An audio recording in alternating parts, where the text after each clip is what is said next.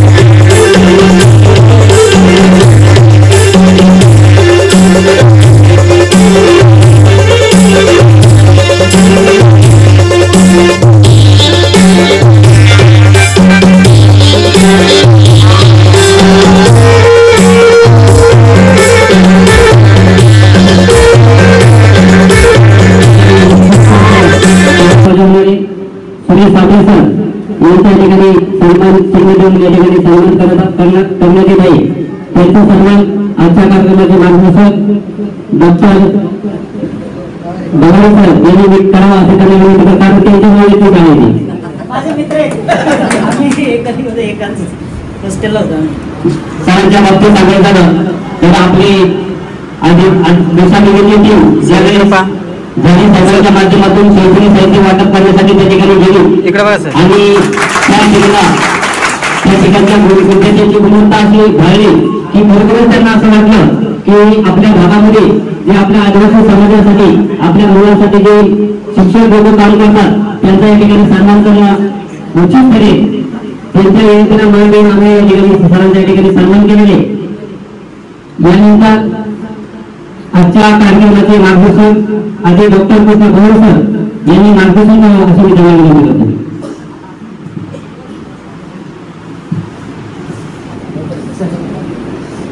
नमस्कार सर्वांना. जय आदिवासी. मला हीच अपेक्षा होती. जर आवाज कमी झाला असता तर मी पहिली एकदा गोष्ट तुम्हाला. आजच्या ह्या कार्यक्रमाचे अध्यक्ष झाले साहेब, पदवीधर सर, सुपे सर, डॉक्टर साहेब, लांडे मॅडम, भवानी मॅडम, बिरसा ग्रामीणच्या अध्यक्ष डॉक्टर सर, आरबी सर, केंद्र सर, मुंडा केंद्र साहेब, इथे उपस्थित असलेले सर्व शिक्षक, पालक आणि माझ्या वडील मित्र, मला या ठिकाणी खूप आनंद होतो. मी अनेक वेळा इथे आलेलो आहे. माझ्या माहितीप्रमाणे 3 वेळा मी मार्गदर्शन केले. मागच्या महिन्यामध्ये सुद्धा इथे आलो होतो. वास्तविक पाहता मी सांगलेलं असतो, मी प्रत्येक सरांना म्हटलं होतं आहे दुसऱ्यांना कुणाला तरी समजेल, परंतु काय कोणाचा योग असा आला की ही नाही कामं होतातच, मला नाही म्हणताच येत नाहीये. याचं कारण एक असं आहे की निस्वार्थी सेवा म्हणजे काय ते हे केंद्रामध्ये मला दिसून येते. अनेक प्रकारचं उपक्रम, अनेक प्रश्नांना वाचा फोडण्याचं काम ही वेगळी सगळे पदाधिकारी कार्यकर्ते बजावत असतात. अतिशय उत्तम काम कसं असावं हे उत्तम नमुने येथे पाहिले होते. आणि त्यामुळे मी कुठल्याही याचा आढावा न घेता जेव्हा ते म्हणतील सर यायचे हे कामे याच्यासाठी आपली मदत आहे, मी आवर्जून ते येत असतो. कारण इथे निस्वार्थी जो आता पुरस्कार देण्यात आला हा खरं आपण ज्यांनी सुचवलं खरं त्यांना मी सॅल्यूट करतो. कारण ही संस्था ह्या अशा पद्धतीचंच काम करते. आणि माझं मनोबल सुरू करण्यापूर्वी हे जे पुस्तक माझ्या हातात पडून आहे, बरेच मान्यवरांच्या हातात पडले आहे, हे क्रांती पर्व आणि हे क्रांती पर्व घडवण्याचं काम हे सगळी मंडळी करते. परंतु खास सगळ्या तुमच्या आमच्या प्रेमाचा, जिव्हाळ्याचा, सगळ्यांचा स्नेह की हे कुणी पुस्तक लिहिले एक उत्सुकता होती. आणि संतोष अनुसया दगडू होते हे नाव मी ऐकल्यानंतर मी खरंच भारावून गेलो. तर ह्या माणसाने एवढं नक्कीच होईल. अक्षर होते. अक्षर म्हणजे जे क्षर नाही, संस्कृतमध्ये अक्षर क्षर म्हणजे जे नाश पावतच नाही त्याला अक्षर म्हणतात. आणि अक्षर म्हणणं हे आपल्या सपोर्ट ठेवलेलं आहे. आज ही व्यक्ती नाही आहे आपल्याला. मला तर महिना 2 महिना झाला असेल सगळ्यांना. ही बातमी ऐकल्यानंतर सगळेच आश्चर्य होते. हो 15 महिने. आणि खूप आदिवासी मुलींच्या बाबतीमध्ये अतिशय प्रेमाचं आणि सगळ्यांना मिळून मिसळून वागणार हा माणूस. आणि त्याने अशा प्रकारचं हे कार्य केलं खरंच खूप. आणि त्याचं हे पुस्तक इथे या कार्यक्रमाला दिलं ही कल्पना अतिशय भाकरी होती.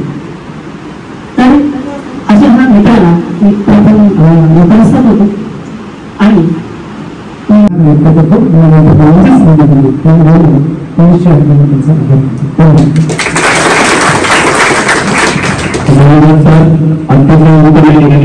आपल्या गुणवत्ता विद्यार्थ्यांच्या ठिकाणी माहिती दिली. पुन्हा एकदा धन्यवाद. आजच्या कार्यक्रमासाठी उपस्थित लाभलेले आदिवासी विकास प्रकल्पाचे अधिकारी आदरणीय प्रदीप देसाई साहेब यांच्या या ठिकाणी आगमन झालेले, त्यांचा सन्मान या ठिकाणी आदिवासी विकास मुख्य समन्वयक आदरणीय मुंगे सर यांनी करावं असं त्यांना विनंती करतो. त्याचप्रमाणे त्यांच्या समवेत आलेले सोनू कोतवाल साहेब प्रकल्प अधिकारी आदिवासी विकास प्रकल्प घोडेगाव यांचा सुद्धा या ठिकाणी आगमन झाले, त्यांचा सन्मान आपल्या गावचे मुस्लिम वायर यांनी करावा अशी मी त्यांना विनंती करतो.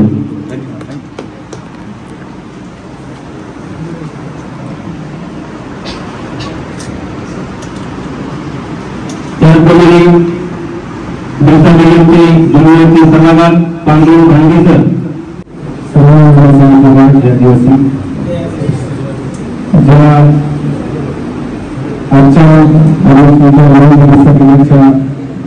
उपस्थित असलेले सर्व अजिंक्य भैया साहेब, देसाई साहेब, रेखा साहेब, सुधा साहेब, त्यांच्या गांजामध्ये आणि प्राध्यापक डॉक्टर भोरे साहेब, त्यानंतर सर्वच मान्यवर आणि उपस्थित असलेले सर्व आदिवासी बांधवगिरी आणि सर्व विद्यार्थी ज्या गुरुंग विद्यार्थ्यांचा सन्मान या ठिकाणी करण्यात आलेला आहे, तर त्या सर्व गुरुंग विद्यार्थ्यांचं प्रथम अभिनंदन करून ज्या समाजामधून आणि आज आपण ज्यांची प्रेरणा मिळाली, आज तुमचे सन्मान कशासाठी होते तर तुम्ही भविष्यामध्ये मोठं व्हावं, तुम्ही एक प्रेरणा घ्यावी. माणूस विचाराशिवाय मोठा होत नाही. कोणताही अधिकारी असू द्या, त्यांनी प्रेरणा घेतलेली असते आणि त्या प्रेरणा घेऊनच त्या पद्धतीने आपण वाटचाल करतो. जर आपल्या पुढे ध्येय नसेल, हे नसेल, आपलं उद्दिष्ट काही नसेल तर आपण प्रवाह भरकटला जातो. आणि म्हणून लक्षात घ्या की अगदी आज आपण आहोत ती बरी परिस्थिती अशी म्हणावी लागेल. ज्या आजपर्यंत ज्या आमच्या पुढे शिकल्या, अगदी पायात चप्पल नव्हती, अंगात कपडे नसायच्या, फाटकी चड्डी असायची आणि अगदी आम्ही तेच अनुभवलेलं आहे. आज मी शिक्षक आहे, समजा बाकीची मंडळी अधिकारी आहेत, सगळे आहेत, तर सगळी मंडळी याच जो काही आजपर्यंतचा प्रवास होता यातूनच घेतलेली आहे. आणि म्हणून आम्ही प्रेरणा कोणाची घ्यावी? आम्ही प्रेरणा डॉक्टर राजेंद्र धुळे यांची घ्यावी, जे कलेक्टर झाले. त्यांना राहायला घर नव्हतं, आज आपल्याला घर आहे.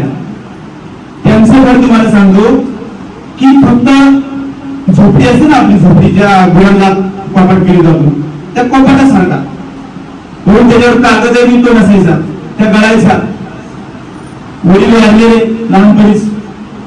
आणि अशा परिस्थितीमध्ये शिकण्यासाठी पैसा बिसा काहीच नाही, अजिबात पैसा नाही. आई दारू जे काही आता नंदुरबार साखरी या परिसरामध्ये मोहाची झाडं असतात, मोहाच्या झाडापासून दारू काढायची आणि मग ती दारूची विक्री करून त्याच्यातून जे पैसे मिळतील त्याच्यातून आपलं उदरनिर्वाह पोट आणि जे काही राजेंद्र भारुड आहेत त्यांना शिक्षणासाठी अशा अत्यंत खडतर परिस्थितीमध्ये त्यांनी शिक्षण घेतलं आणि आज ते कलेक्टर आहेत. मग आज आमची स्थिती काय? आज आम्हाला तर घर आहे, आम्हाला वय आहेत, पुस्तकं आहेत, साधनं आहेत आपल्याला. मग एवढ्या कठीण परिस्थितीतून हा जर माणूस कलेक्टर होत असेल तर आम्ही अशा माणसांची प्रेरणा करू आणि तरच आमचा समाज, आमचं भविष्य. ज्यावेळी तुम्ही स्वतः अधिकारी व्हाल, जेव्हा तुम्ही स्वतःमध्ये बदल घडवाल त्यावेळी समाज हा आपोआप बदलतो, समाज आपोआप. आज 90 मंडळी आहे, आम्हाला आरक्षण आहे. आरक्षण कशासाठी आहे? आमचा समाज त्या प्रगतीपर्यंत, त्या पातळीपर्यंत उन्नत तो पुढे की जी मानवाची उत्पत्ती 4 अब्ज वर्षापूर्वी पृथ्वीची उत्पत्ती, त्यानंतर सजीव पाण्यात निर्माण झाला, त्यानंतर जी झाडं झुडपं, निसर्ग, त्यानंतर प्राणी पक्षी, त्यानंतरची मानवाची उत्पत्ती आहे नर्मदेच्या खोऱ्यात. आणि त्यानंतर जे काही धर्म वगैरे स्थापन झाले हे सगळे धर्म 1500, 2000, 2500, 3, 3500 या धर्माचे सगळे धर्म आहेत. ती धर्मांची संस्थापक ही सगळ्या व्यक्ती आहेत, पुरुष माणसं आहेत ही सगळी. आणि धर्मांची जी काही पुस्तकं आहेत त्याच्यामध्ये जे माणसाने चांगलं जगावं चांगलं वागावं हे तत्वज्ञान असणार ते धर्मग्रंथ आहे. म्हणजे या सगळ्या धर्मांच्या पूर्वीची संस्कृती, कारण आदिवासी संस्कृती आणि आदिवासी काय म्हटलं तो गोंधळ होतं म्हणून ते थोडं क्लिअर करावं लागलं की आदिवासी कोणत्याही धर्माचा नाही, पण आम्ही सगळ्याच धर्मांमध्ये आहोत. आम्हाला एकदा जिल्हा खेडमधल्या महादेव कोळ्यांना ठाकरेंना विचारलं का तुमची जात कोणती कोणता, कारण हा तुमच्याकडे विषय येतो जात पडताना असं किंवा सगळाच विषय येतो. तर आमची बाबा काय सांगत येतो आम्ही हिंदू महादेव कोळी, हिंदू ठाकर, हिंदू कातकरी या असा हिंदू भिल्ला असं सांगतात. तुम्ही जहार पकडायला गेला तर तिथले आमचे आदिवासी अगदी आमचेच महादेव कोळी, आमचेच ठाकर, आमच्याच रक्ताचे बांधव ते काय सांगतात को आम्ही Christian Mahadev Koli, Christian Thakar, Christian Katkari. इकडे तुम्ही नंदुरबारला जळगाव या परिसरात गेला, आमच्या जिल्ह्याचा या परिसरातले भिल्ल आहेत नारायणगड आळेफाटा या परिसरातले या आमच्या भिल्लांना विचारला त्यांनी सांगितलं आम्ही हिंदू भिल्ल बघ. आणि नंदुरबार यावर जळगाव या परिसरातल्या तिथल्या आदिवासींना विचारला तर ती सांगितलं मुसलमान तडवी. बरोबर आहे, मुसलमान. पण नेमकी भानगड काय भाव? इथं तुम्ही हिंदू सांगता, तिथं मुसलमान सांगता, इथं हिंदू सांगता, तिकडं ख्रिश्चन सांगता, इकडे विदर्भ आणि मराठवाड्यातले अंध आदिवासी आहेत, तिकडं विदर्भातले बौद्ध सांगतात, इकडचे हिंदू सांगतात. नेमका तुमचा धर्म कोण? ह्याच आम्हाला अजून कळायला मार्ग नाही. ही सामाजिक व्यवस्था आणि तुमच्या समाजाची ती आपल्या समाजाची जबाबदारी आहे की नेमकं काय. तर त्या सगळ्या धर्मांच्या पुढची संस्कृती आपली आदिवासी संस्कृती, मानवता हाच धर्म आहे आपला. म्हणून आपल्या आता जातीच्या दाखल्यावरती फक्त कोळी महादेव, फक्त ठाकर, फक्त कातकरी असंच येते. आणि आता जात पडताना जर तुमचा असा दाखला दिला तुम्हाला हुसकून लावलं जातं, ध्यानात घ्या. जर तुमचा हिंदू महादेव कोळी नावाचा दाखला गेला, कारण झालेच प्रकरण तशी, कारण ते आता शासनाकडून चुकी होत होती, शासनाने त्यांच्या पद्धतीने केलेलं आहे. पण इथून पुढे जर तुम्ही चुकत असाल तर ती तुमची चुकी म्हणावी लागेल. शासनाने त्यांच्या दरम्यान परिणाम व्यवस्थित केलेला आहे की तो बदल केला सगळं ठीक आहे, पण इथून जर तुम्हाला चुकायचं असेल तर त्याची जबाबदारी तुम्हाला घ्यावी लागेल. ही झालं आता प्रकरण. आता तुम्हाला त्या पद्धतीने आता तुम्हाला दाखला ऑटोमॅटिक कोळी महादेव असाच येतो, फक्त दाखला असाच येतो. पण जर तुम्ही जुने नेलं तर तुम्हाला हुसकून लावलं जातं. हेही तुम्हाला माहिती असलं पाहिजे की बघा छोटी छोटी गोष्ट आहे परंतु ती आपल्या लक्षात येत नाही. म्हणून जी काही धर्म वगैरे आहे ते सगळे नंतरचे आहेत. आणि या सगळ्या धर्माची पूर्वीची जी काही हडप्पा संस्कृती माणूस अगोदरच जन्माला आलेला होता, जे काही देव वगैरे सांगते हे नंतरचे आहेत. या सगळ्या धर्मपूर्वी संस्कृती ती आदिवासी संस्कृती सगळ्या जगमान्य देशमान्य असलेली ती हडप्पा संस्कृती आणि ती मानवतेची जी काही आहे तीच मानवता आज आदिवासींचा धर्म. एवढंच या निमित्ताने सांगतो. आणि कुठेही आम्ही सगळ्या देशभरात असू द्या कुठेही असू द्या आम्ही त्या संस्कृतीचं जतन केलं पाहिजे. अगदी जी काही जागतिक परिषद झाली होती त्या परिषदेमध्ये सुद्धा ठराव म्हणला हे ग्लोबल वॉर्मिंग आणि याच्यापासून सगळं जर वाचायचं असेल तर हा निसर्ग वाचवला पाहिजे. कारण आमची संस्कृती काय, आमची कोळसा वरसुबाई कळमली असते म्हणजेच आम्ही आमच्या निसर्गाला वाचवतो. आमचे देव वरसुबाई म्हणजे वर्षाचं झाड तोडायचं नाही, जाळायचं नाही. कोळसा आहे ज्याची कोळसाई कळम नाही त्यांना कळमाचं झाड तोडायचं नाही, जाळायचं. म्हणजेच आम्ही त्या निसर्गाला जाळीत नाही, तोडीत नाही, त्याचं रक्षण करतो, त्याची पूजा करतो. ते आमचे देव आहेत. आमची वरसुबाई कळमदेव, वाघोबा वनदेव, प्राणी पक्षी वेली झाडं झुडपं हे आमचे देव आहेत. आणि त्या देवाला जर पूजलं, देवाचं रक्षण केलं तर हा निसर्ग वाचणार आहे आणि मानव समूह संपूर्ण मानव समूह वाचणार आहे, सगळं जग वाचणार आहे ग्लोबल वॉर्मिंग पासून. म्हणून आंतरराष्ट्रीय समुदाय म्हणतो की त्या आदिवासी संस्कृती प्रमाणे संपूर्ण मानव जातीने जगा, परंतु ते झालं नाही आणि मग कोरोना आला. एवढंच तुम्ही समजून घ्यावं. आणि माझ्या 2 शब्दाला पूर्ण होऊन देतो. जय आदिवासी, जय वरसा, जय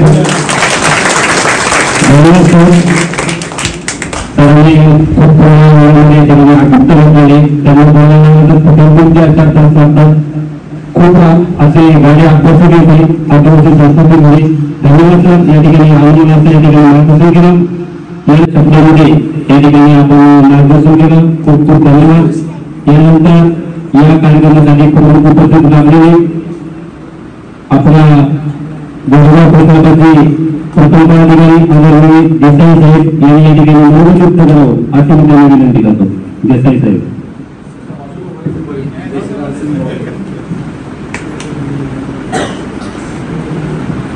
भगवान देसाईला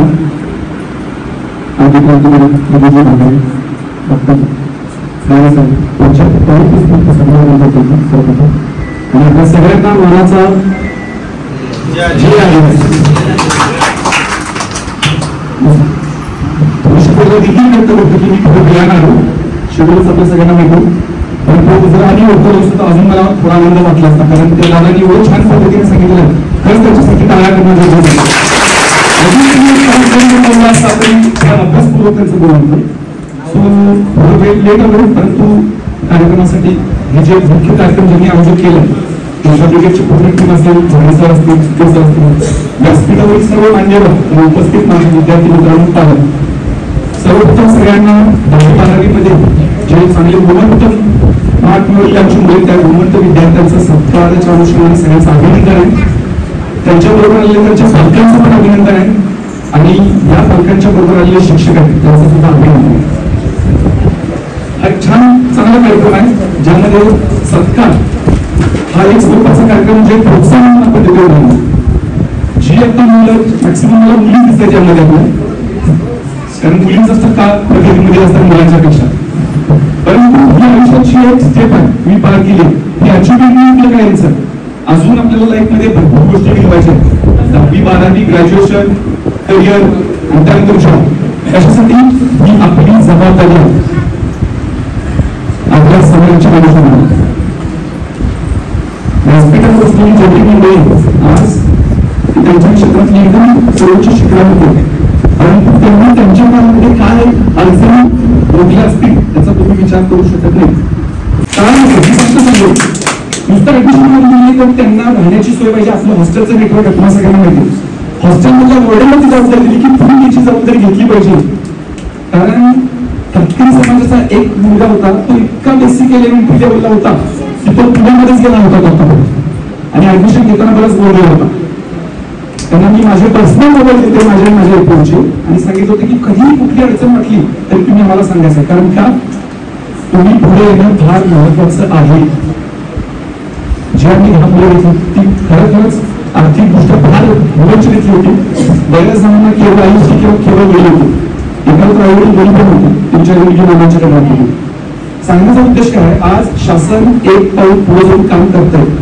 केवळ प्रकल्प काढले यांचा जो कार्यक्रम आहे हा शासनाने घेतला नाही, ही समाजाची जबाबदारी आहे. त्या लोकांना वाटते की नाही आम्हाला आमच्या मुलांसाठी करायचं म्हणून हे केलंय, त्यामुळे तुमची जबाबदारी आहे की अजून तुमच्या टप्प्यात चांगलं झालं. आज जे खाली बसलेले मुले असतील त्यांनी भविष्यात इथून कार्यक्रम करायचा हे लक्षात ठेवा आणि आपले ती मुलं घडवायचे. मला छान सांगितलं त्यांनी की आपली संस्कृती वाचवायची. थोडासा रेफरन्स येतो, सगळ्यात जुनी संस्कृती आपण म्हणतो की वैदिक संस्कृती, बरोबर ना, एकदम जुनी संस्कृती. परंतु त्याच्यापेक्षा पण जुनी संस्कृती होती आदिम संस्कृती, परंतु हृदय इतिहासच लिहिला गेला नाही. आपण इतिहास फक्त चेतांचा असते, बरोबर ना, त्यामुळे आपला इतिहास लिहिला नाही. परंतु काय फरक पडत नाही, इतिहास लिहिला नसला तरी अजून ऐतिहासिक परंपरा आपण पाळतो आपल्या समाजातल्या. तर त्यांच्या माध्यमातून बरेच गट आले होते. हा कार्यक्रम शासनाचा आमचा होता, आपला होता समाजाचा. रानभाज्यांची खाद्य संस्कृती जी फार पारंपरिक जुनी आहे, हजारो वर्षांचा इतिहास, ती परंपरा जतन करण्याचा प्रयत्न केला, संस्कृती टिकवण्याचा हा आपला प्रकल्प करण्याचा प्रयत्न. आपल्याला अशाच गोष्टी म्हणून कराव्या लागणार आहेत. आज या कार्यक्रमाच्या अनुषंगाने मला बोलले, मला आनंद वाटला, कारण लोकांच्या भेटायचं आणि मिसळायचं म्हणजे मला चांगली गोष्ट होती. नाहीतर तसं आमचं म्हणजे तर प्रकल्प काढल्याचं कार्यक्षेत्र 4 जिल्हे, कोल्हापूर, सांगली, सातारा, पुणे, आणि आमच्या कामामध्ये एवढे राहत आहे की आम्हाला भेटायला पण सगळे वेळ मिळतील. परंतु भले सुट्टी असली तरी मुद्दाम आवर्जून का आलो की नाही आपल्याला मुलांशी लोकांशी भेटायला मिळते.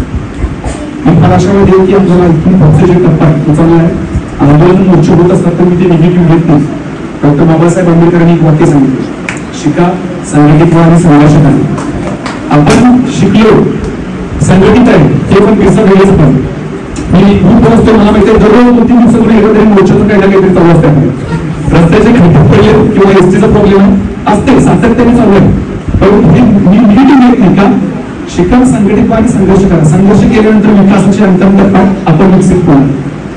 सो सगळ्यांना माझं नम्र मी सगळ्यांना आवाहन करतो की 9 वर्षाचा दिवस आहे.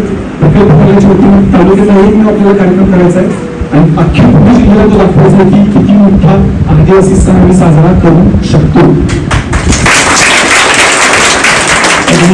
धन्यवाद देतो मला तुम्ही इथं बोललो. परंतु सगळ्यात महत्वाचं झाडे सरांचं कौतुक की त्यांनी केवळ आंबेडकरची प्रत्येक तालुक्यामध्ये असे मुलांना प्रोत्साहन देणार.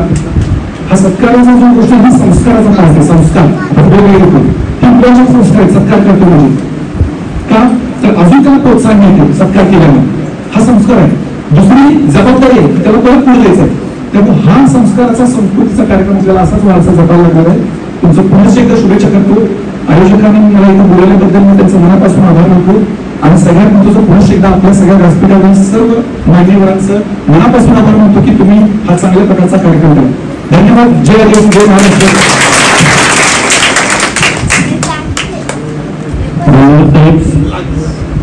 अतिशय या ठिकाणी मार्गदर्शन या ठिकाणी केलेले खूप खूप धन्यवाद.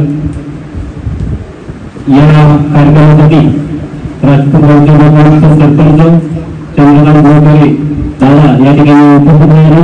त्यांचा सन्मान मनस्पर्धी विभाग प्रमुख यांनी करावं असं मी त्यांना विनंती करतो. ते नोंदणी या ठिकाणी आपण मार्गदर्शन करू. खूप खूप धन्यवाद. यानंतर आजच्या सत्तावरती उत्तमदाय भावरे यांनी आपलं म्हणणं थोडक्यात या ठिकाणी व्यक्त करायचे. उत्तमदाय भावरे.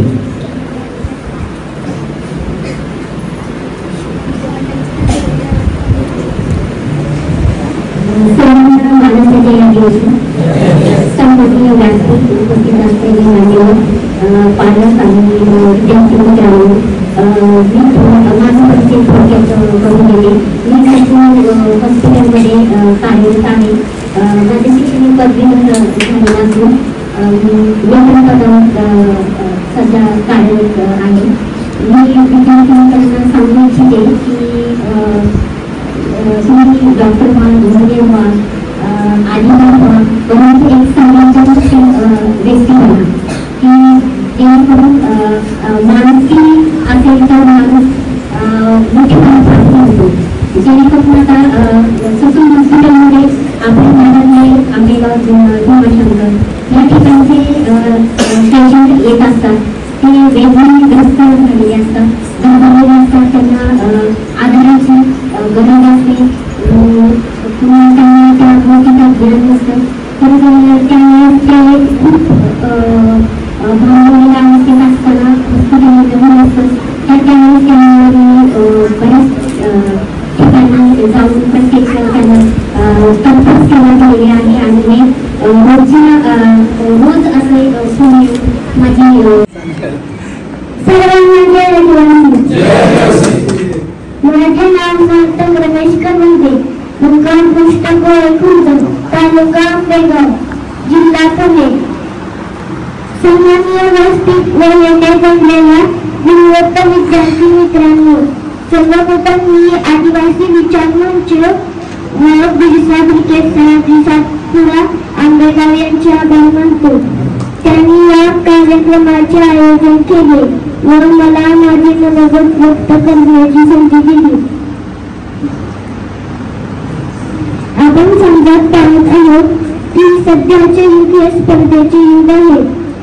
स्पर्धेच्या युगात टिकायचे असेल तर आपण अभ्यास केला पाहिजे. नुसता अभ्यास नाही तर आपण त्या स्पर्धा परीक्षेत चांगले क्रमांक मिळवले पाहिजे, चांगले गुण मिळवले पाहिजे. आता मी इयत्ता 4वीत शिकतो. माझ्या शाळेचे नाव जिल्हा परिषद प्राथमिक शाळा नवरोज श्री हिंगणगाव, तालुका कडेगाव, जिल्हा सांगली.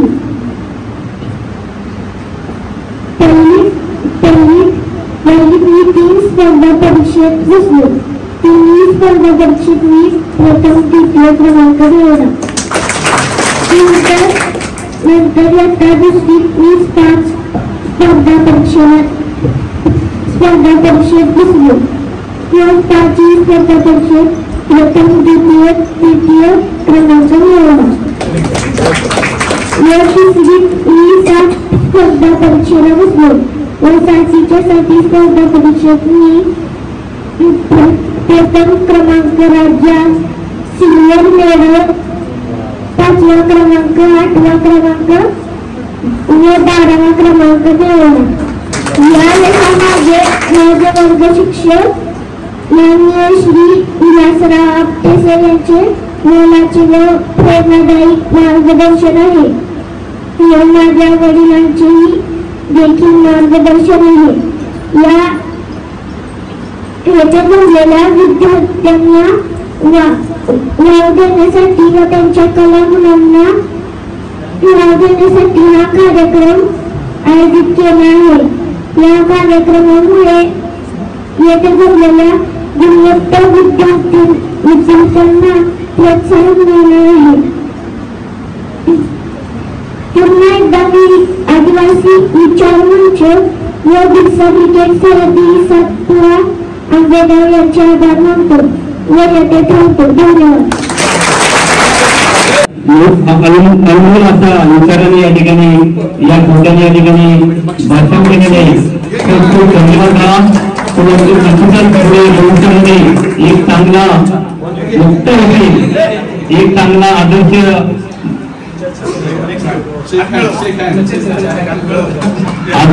या ठिकाणी चांगला आदर्श विद्यार्थी होतील अशी आम्हाला आमच्या समाजाच्या वतीनं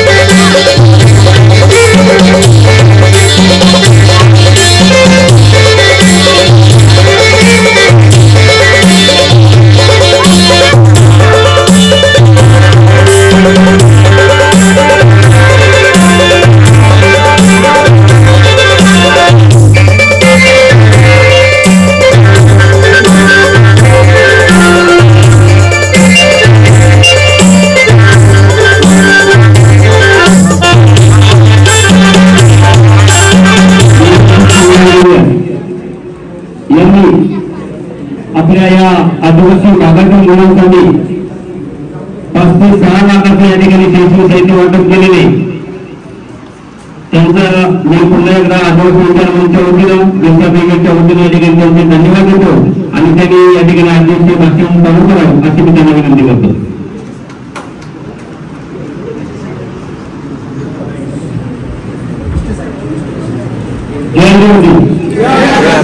जय आदिवासी, जय आदिवासी, जय आदिवासी.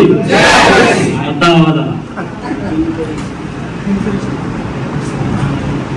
व्यासपीठावर बसलेल्या सगळ्या माध्यमात भगवान बिरसा मुंडा अध्यक्ष माहितीकारांनी सर्वांना विनम्र अभिवादन करून भाषण चालू करतो. भाषण असं भाषण नाही, म्हणजे माझं कधी बोललं नाही. जे काय सांगायचं आहे असं आतून येईल, म्हणजे मला माहित नाही मी काय बोलेल त्याला, पण सगळ्यांनी समजून घ्या आणि हे करा की आता मोठ्या सरांनी आपल्याला चांगलं मार्गदर्शन केलं, पवार सरांनी मार्गदर्शन केलं, सगळ्या मान्यवरांनी मार्गदर्शन केलं. पण हे ज्यांनी जे मार्गदर्शन केलं ते आपल्या आयुष्यात उतरवायचं कसं याचा कधी विचार केला कोणी? आता कोणी वाच केली हात वरती का? बरं, हात वरती करायला सुद्धा आज वाटते, भीती वाटते. अरे वा, अजून नक्की का घाबरायचं नाही. आता मला एक सांगा, कोणी विचार केला 10 नंतर काय करायचं? काहीतरी विचार केला असेल. काय विचार केला सांग तू?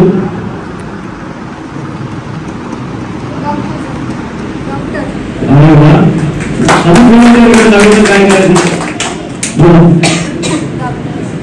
डॉक्टर. अरे वा, अजून कोणी विचार केला? सगळं बाकी त्यांना शिकायचं नाही. आज ज्या ज्या सगळ्या मान्यवरांनी आपल्या मोठ्या लोकांनी सांगितलंय ना, हे आपल्या आयुष्यात उतरवण्याशिवाय त्याचे रिझल्ट दिसणार नाही किंवा ते परिणाम दिसणार नाही. सर्वात पहिले 10वी 12वी ज्याने पास केलेला सगळं सांगतो ना, मोठा विचार करा. असा विचार करा की कधी कोणी केलाही नसेल. इथून सुरुवात करा. कसं होईल काय होईल हा भाग नंतरचा, पण पहिले मोठा विचार करायला सुरुवात करा. तुमचं यश पहिले तुमच्या विचारात दिसायला पाहिजे, ते स्वतःला कळायला पाहिजे. त्याच्यानंतर ते पुढे उतरायला लागतं आणि त्याचा परिणाम दिसायला लागतात. आपल्या सगळ्या समाजाच्या लोकांची किंवा कोणाची पण तरी सुद्धा थोडासा मोठा विचार करायचा प्रयत्न करा. आपण या सगळ्या बेगर परिस्थितीमधून सुद्धा 10वी पास केली ही सुद्धा खूप मोठी गोष्ट आहे. हे स्वतःला सांगा पहिले. आणि याच्यात पुढे सुद्धा खूप मोठं म्हणायचं हे स्वतःला सांगा. जोपर्यंत तुम्ही सांगणार नाही, डिक्लेअर करणार नाही, तोपर्यंत कुठल्या गोष्टी घडणार नाहीये. जर सरांनी सांगितलं सुभाष ते एकदम परफेक्ट आहे. ते आपल्या शिस्तीमध्ये कसं उतरवता येईल याचा विचार करा. आता युट्यूब पूर्ण बघायचे काय बघता युट्यूबवर, ते युट्यूबवर ना सर्व पुस्तकं वाचायला नाहीये हरकत नाही. ते युट्यूब असं माध्यम आहे की जिथे ना तुम्हाला ऑडिओ बुक्स नावाचं पुस्तक आहे जी मराठी हिंदी इंग्रजी भाषेत ते लोक सांगतात. नाही वाचायला मिळत तर ऐकायचा वेळ प्रयत्न करा. आज मी इथे उभा आहे ना, आज सर्व 6-7 लाखाचं पुस्तकं वाटली, वह्या वाटला, तेव्हा मला खूप काहीतरी भय वाटत होते. मला इथे बोलणं सोडून होते ना, एक जरी विद्यार्थी यातून काहीतरी प्रयत्न केला आहे मला सुद्धा असं तरी काहीतरी करायचं की मला सुद्धा याच्यापेक्षा मोठी पुस्तकं वाटायची. तुम्ही कधी होऊ शकेल जेव्हा तुम्ही स्वतः काहीतरी करा. समाज बदलण्याची सुरुवात स्वतःपासून होते. कुठलाही समाज, आपला घराचा समाज पहिले स्वतः बदल करा. बदल करा म्हणजे पहिले मोठा विचार करायला सुरुवात करा. मी इकडे सांगेन आणि मी इथे जे आहे ना, मी सुद्धा पुस्तकं वाचणार नाही. चांगलं सांगितल्यामुळे प्रत्येकाच्या पुस्तकं विकत घ्यायला मिळते. युट्यूब प्रत्येक जण रिचार्ज करतो. युट्यूबवर पुस्तकं आहेत ती ऐका. मराठी हिंदी इंग्रजी तिन्ही भाषेमध्ये उपलब्ध आहे. पुस्तकाला वाचायला करतायत, ऐकायला करतायत असेल एवढं वेळ ऐकायची मनस्थिती असेल तर बुक समरी नावाचा प्रकार असतो की त्या पुस्तकाचा सार असतो. 20-25 मिनिटाचा व्हिडिओ असतो तो तरी ऐका आणि त्या छोट्या छोट्या गोष्टी आपल्या आयुष्यात उतरवण्याचा प्रयत्न करा. जोपर्यंत तुम्ही जे काय शिकताय शिकणार ते तुमच्या आयुष्यात उतरवणार नाही तोपर्यंत त्याचे परिणाम दिसायला लागणार नाही. आता तुम्ही कितीही मोठा विचार करा, काही करा, पण तुम्ही जोपर्यंत त्या गोष्टी तुमच्या कुठेही उतरवत नाही तोपर्यंत तुमचं आयुष्य सुखकर होणार नाही. आणि यासाठी शिस्त लावावी लागेल. म्हणजे आपली उठण्याची शिस्त, बसण्याची शिस्त, बोलण्याची शिस्त, वागण्याची शिस्त, अभ्यासाची शिस्त.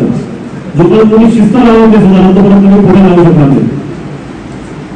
आणि हे शिस्त लावण्यासाठी मी म्हणेन की तुम्ही प्रत्येक 10वी-12वी पूर्ण प्रत्येक पास झाला प्रत्येकाला काय तुमच्या आयुष्याबद्दल भविष्याबद्दल काहीतरी उमेद असणार आहे.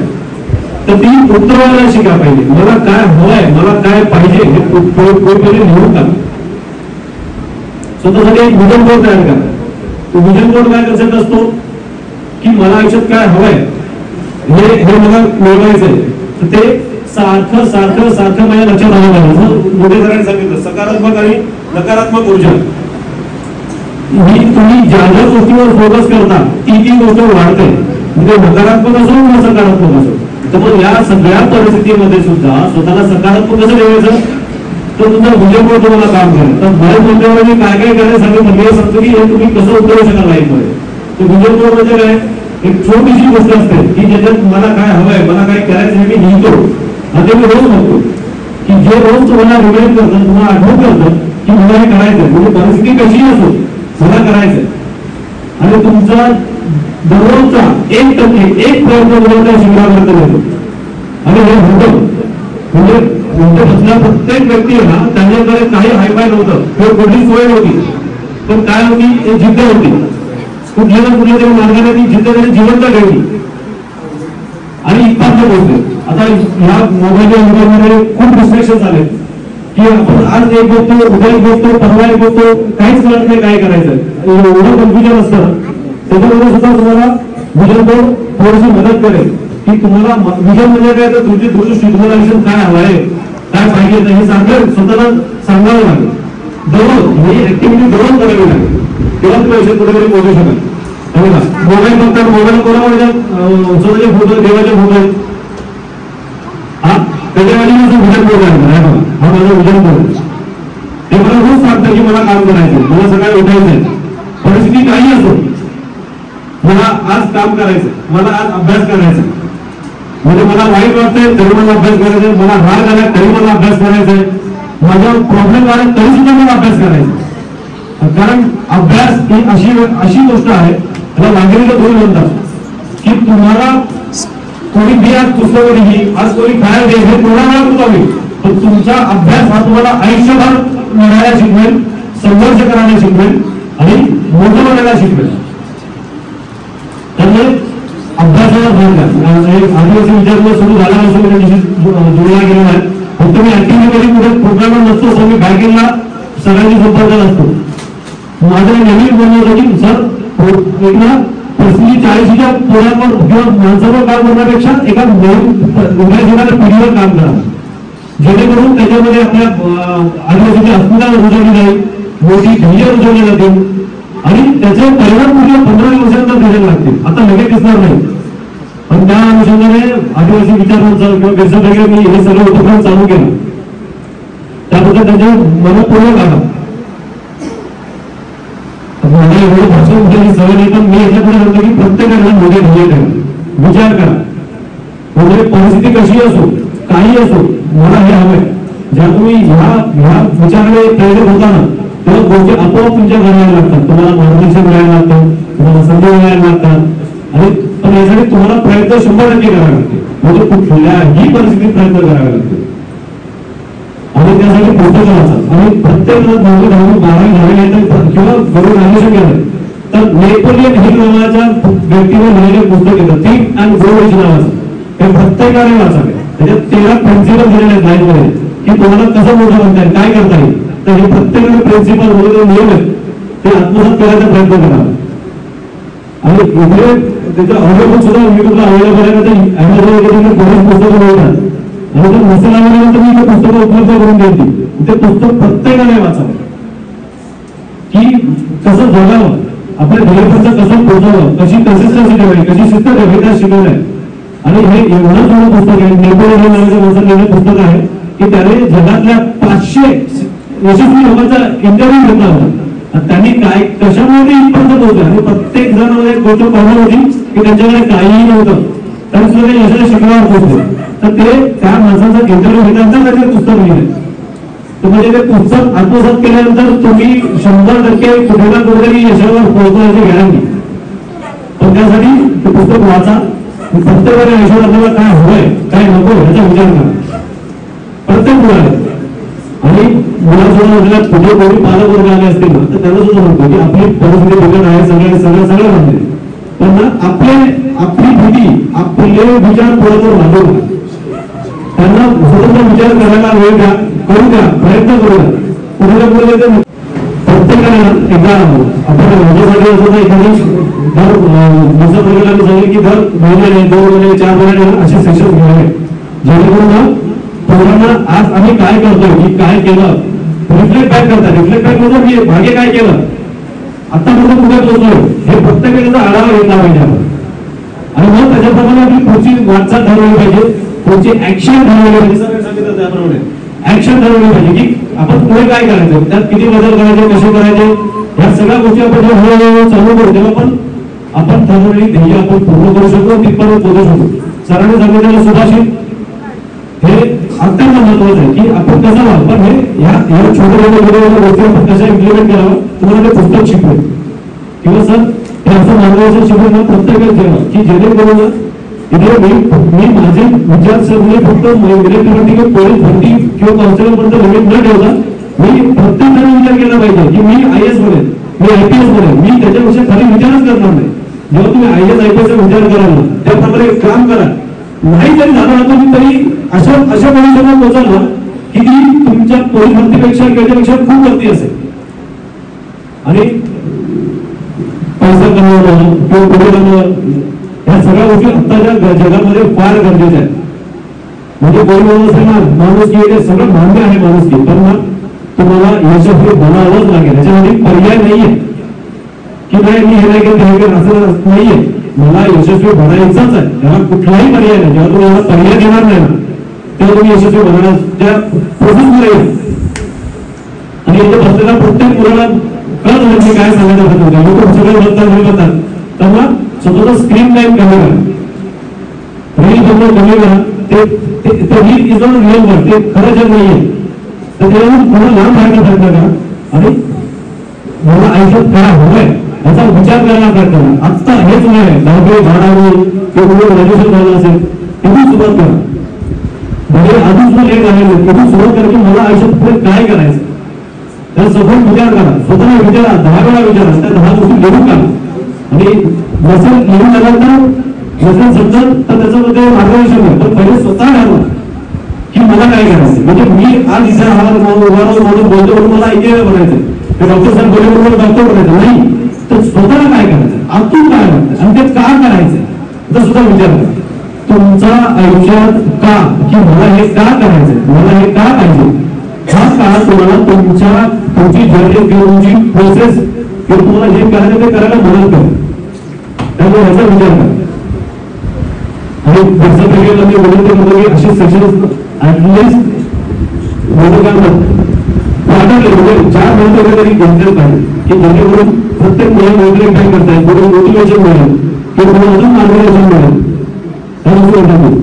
आणि भविष्यात 10वी-12वी झाल्यानंतर एक ऍप्टिट्यूड टेस्ट असते, एक रायसन नावाची टेस्ट असते की त्याच्यामध्ये ना आपला कल कुठे आहे हे आपल्यालाच कळतं आणि त्याप्रमाणे आपली फील्ड निवडायला आपल्याला बरे पडतात. आता शिक्षण हे डॉक्टर, ग्रॅज्युएशन, आर्ट्स, सायन्स सोबत लिमिटेड राहिलेलं नाही. आणि तुमच्या 15 वर्षामध्ये हे सगळं मिळून जाणार आहे. तुमचं कुठल्या गोष्टीवर स्किल आहे हे स्किल बेस्ड शिक्षण होणार आहे भविष्यात. त्यांनी सोबत आल्यानंतर न्यू एज्युकेशन पॉलिसीची सुरुवात झालेली आहे, पण पुढच्या 15 वर्षात जलप्रक्रिया बदलणार आहे, खूप फास्ट बदलणार. त्यामुळे आपल्याला त्याच्या जेव्हा आपण मार्केटमध्ये उतरू म्हणजे त्यावेळेस मी तयार असलं पाहिजे प्रत्येक गोष्टीला. प्रत्येक प्रॉब्लेम किंवा प्रत्येक येणारी परिस्थिती ऍक्सेप्ट करायला, त्याच्यावर रिॲक्ट करायला मी तयार असली पाहिजे. ह्या गोष्टीला विचार करता प्रयत्न करा. आणि बिझनेस ब्रिगेड किंवा आदिवासी रिक्वेस्ट करेल की याप्रमाणे आपल्या मुलांना तयार करायचा प्रयत्न करा जेणेकरून आयुष्यात येणाऱ्या कुठल्याही प्रसंगात ते उभे राहिले पाहिजे. व्यवहाराला प्रत्येकाला गोष्टी केलेली आहे, पण किती हा डेव्हलप करावा इमोशनल बनतो. तर त्याच्या डेव्हलपमेंटवर काम करा की माझी मुलं बाहेर पडण्याचं कुठल्याही परिस्थितीला तोडून जायला तयार असतो. आणि ते जेव्हा व्हायला लागतं तेव्हा तुमची प्रगती व्हायला लागते. शिक्षण सगळ्यात घेतात म्हणजे याप्रमाणे थोडा विचार करायला प्रयत्न करा. एवढं करून माझं लक्षात समजून थँक्यू.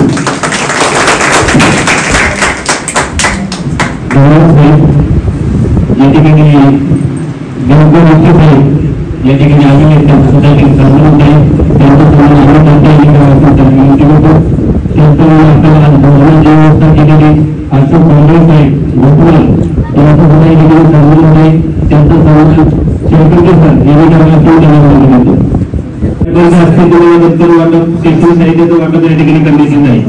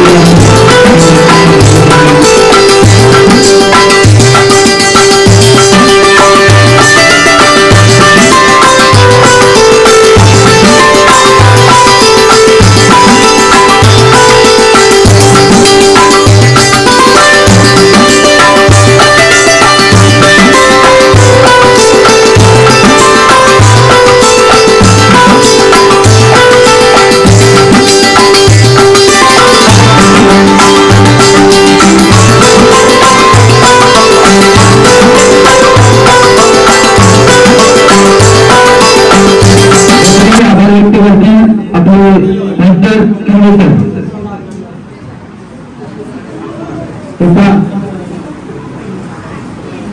कार्यक्रमाची सुरुवात आणि शेवट या दोन्ही गोष्टीवरून त्या कार्यक्रमाचा सारा उचलतो. तर आज आदिवासी विचारमंच बिरसा मुंडा सातपुडा सह्याद्री त्यांच्या वतीने अनेक कार्यक्रम आयोजित केले जातात. त्यातील हा एक कार्यक्रम आतापर्यंत गेल्या 15 दिवस सतत पुस्तकाचं वाटप चालू होतं, शालेय साहित्य वाटप चालू होतं. तो संपल्यानंतर हा योग मागे जाणार होतो, पण 26-27ला जरा टाइम न भेटल्यामुळे हा कार्यक्रम 3 तारखेवर आयोजित केला. आता सर्वजण तुम्हाला हा कार्यक्रम आयोजित करायचा होता, मग इथं पालखीमध्ये या ठिकाणी काय केला तर त्याच्या मागे बिरसा बिगेर आणि विचारकांचा विचार होता की आपण ज्या ठिकाणी पोलिसांचे प्रशिक्षण चालू केले ते आपल्या भागातील सर्व आदिवासी समाजाला माहिती व्हावं की खरंच त्या ठिकाणी कुठे कसं आहे आणि तिथं काय काय आहे. यासाठी कितीही पाऊस असला तरी कार्यक्रम याच ठिकाणी आयोजित करायचा असं निश्चय आम्ही पूर्वी करून ठेवलाच होता. आता या ठिकाणी या कार्यक्रमानिमित्त आता माझा मुलगा बिडू राजू किरवे हा येणार होता. सरांनी सांगितल्याप्रमाणे तो 4 वेळा एमपीएससी झालाय महाराष्ट्रात, 4 वेळा. फक्त त्याला क्लासवर पाहिजे होता म्हणून त्यांना PSI CO अशा उपजिल्हाधिकारी 4 पदवी मिळाल्या. पण मला तो म्हणलं दादा मला क्लासवरच पाहिजे. जेव्हा त्याला क्लासवर व्हिडिओ घेतला त्यावेळी तो कामावर रुजू झाला. तो आधी देणार होता, परंतु तालुक्यामध्ये अचानक आमदारांनी आढावा बैठक लावल्यामुळे त्याला या ठिकाणी पोहोचू शकला नाही. पण पुढच्या वेळा नक्की कुठल्याही कार्यक्रमामध्ये त्याला येण्यासाठी मी स्वतः विनंती करेन. विशेष म्हणजे या कार्यक्रमासाठी आलेले सर्व माझे आदिवासी बांधव, सर्व गावातली मान्यवर सदस्य, अनेक कमिटीवरील अनेक नेते, असं म्हणायचं नेते म्हणजे समाधान वाटतं सगळ्यांना, काही पुढारी सर्वजण आणि आपला सर्व आदिवासी समाज माझे आलेले गुणवंत विद्यार्थी आणि विद्यार्थिनी मित्र.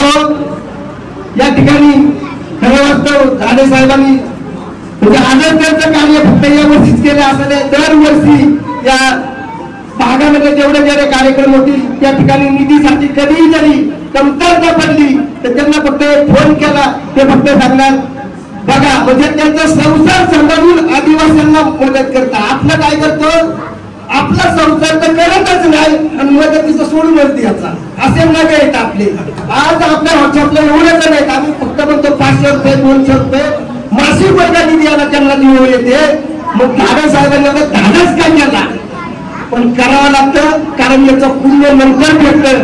दादा साहेबांना खरंच खूप केलेले उपचार आणि जे जे या समाजासाठी मदत करतात त्यांचं पुढे चांगलंच होणार आहे.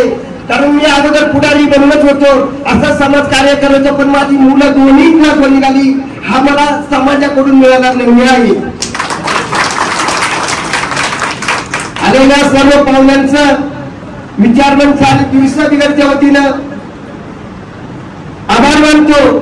आणि एक थोडीशी संकल्पना सांगतो की विचारमंच आणि बिरसा बिगर ही काय अशी 2 संघटना नाहीयेत, तर हे संलग्न असं आहे की विचार जे विचारमंच असतात ही सगळे नोकरदार त्याच्यात असतात, परंतु नोकरदार रस्त्यावर उतरता येत नाही म्हणून त्याला उपसंघटना बिरसा बिगर ही आपण ओपन केली का ती कुठल्याही आंदोलनात उतरेल.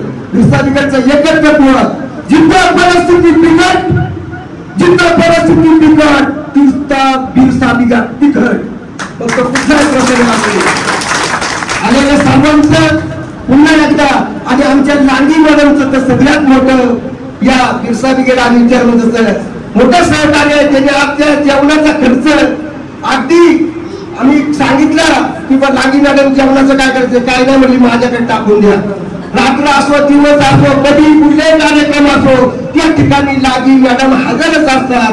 आणि त्यांनी असंच हजर राहून समाजाची सेवा केली तर त्यांची समाजसेवा करील पुढे एवढीच अपेक्षा व्यक्त करतो. आणि गुणवंत विद्यार्थ्यांना पुढील वाटचालीसाठी विचारमंच आणि बिरसा बिगरकडून शुभेच्छा व्यक्त करतो.